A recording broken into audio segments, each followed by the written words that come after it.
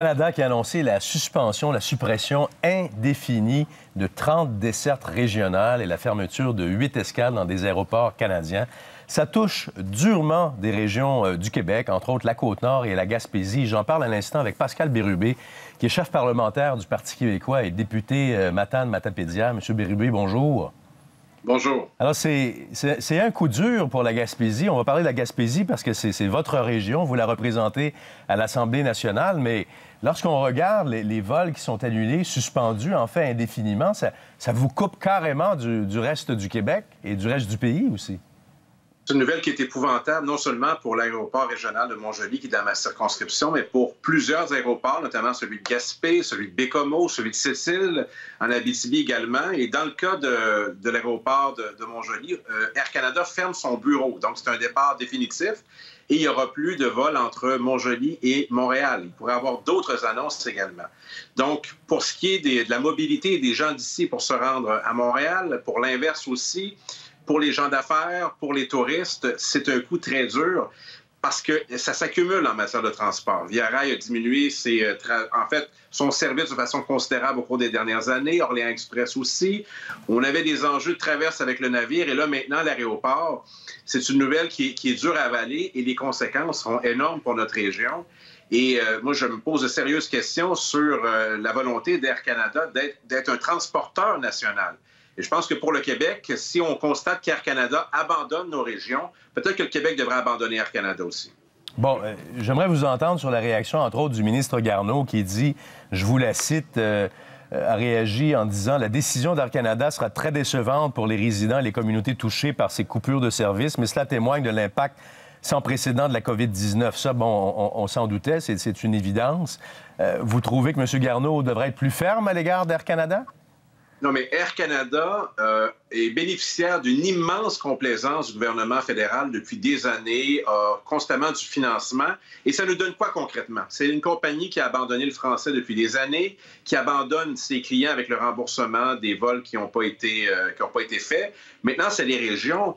Quelle attente on devrait avoir à l'égard d'Air Canada qui se fout carrément du Québec? Moi, je suis d'avis que l'alternative, ça va être de travailler à avoir une réelle desserte québécoise de qualité, notamment pour les régions du Québec. Et c'est là que sont mes attentes.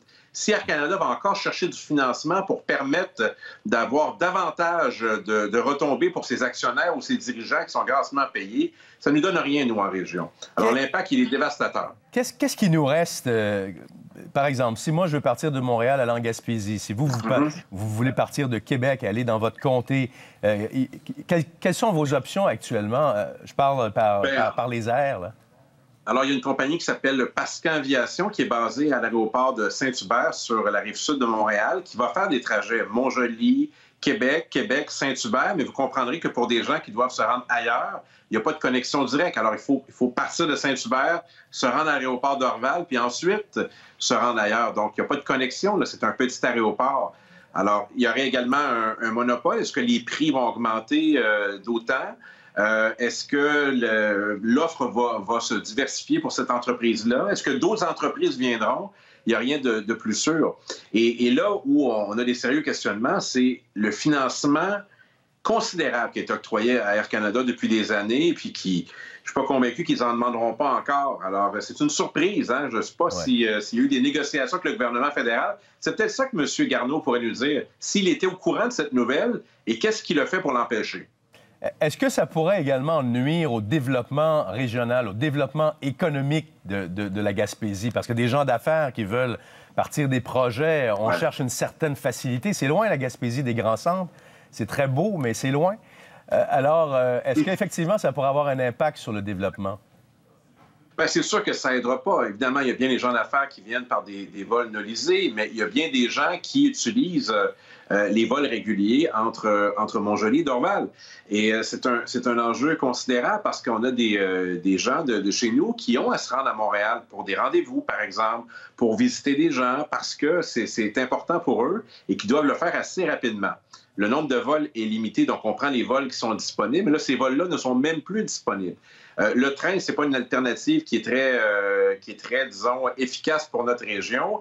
Les trains arrivent de nuit, puis il n'y a même plus de service aux gares. Orléans Express, je vous l'ai indiqué précédemment, il y a eu des coupures importantes aussi. Donc, toute la question du transport, c'est un enjeu vraiment prioritaire pour l'Est du Québec, pour la Côte-Nord, mais également pour l'Abitibi qui est touchée.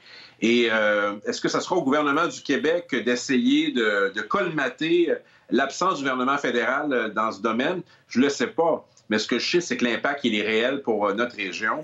Et on va se mobiliser, c'est sûr. Est-ce que vous avez quand même espoir que ces liaisons puissent revenir une fois la crise passée? Ou au contraire, Air Canada va sauter sur l'occasion pour diminuer ses services régionaux et diminuer ses frais? Je pense que c'est l'option B parce que les indications qui me proviennent de l'aéroport régional de Montjoly m'indiquent qu'on va fermer à la fois le bureau d'Air Canada, mais aussi la liaison entre Montjoly et Montréal, mais d'autres liaisons également, celle qui nous permet d'aller à Bécomo, par exemple.